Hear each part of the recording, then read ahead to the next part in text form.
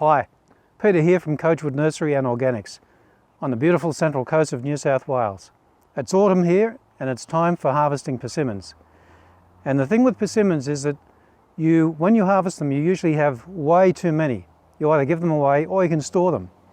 And I used to store them by pulping them and putting them in the freezer, and it takes up a lot of volume.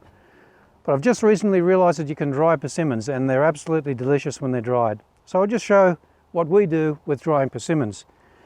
Now you can see here, this is an unripe persimmon, and these are the ones that are astringent, which means when you eat them before they're ripe, they cause an intense dehydration in the mouth, and it's a very, very unpleasant situation.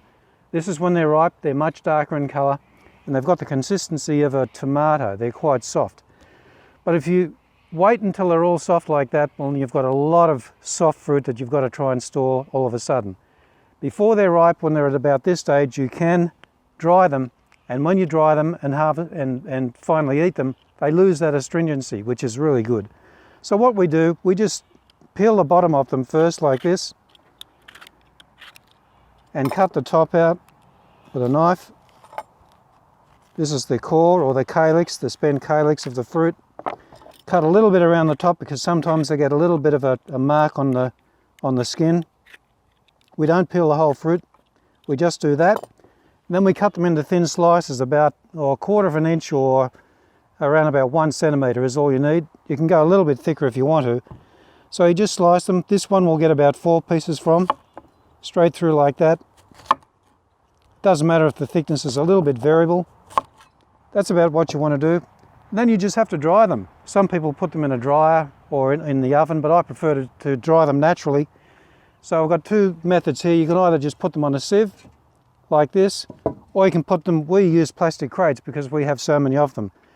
Now I usually just put them straight on the crate, but you can put a cover on if you like this, and just lay them out like that.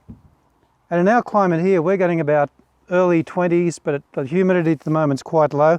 I find in about 4 or 5 days these will be ready, and that's what you end up with. Now these are dried, they've been put in the fridge, in the freezer, and there is as many persimmons in here as twice this basket full. So you can see it's a very good, efficient way of handling your persimmons if you've got a big volume, and quite often you get a big crop and they fruit all at once. Now the flavour of these is incredible. If you like dried apricots, these are like that, but even more intense in flavour.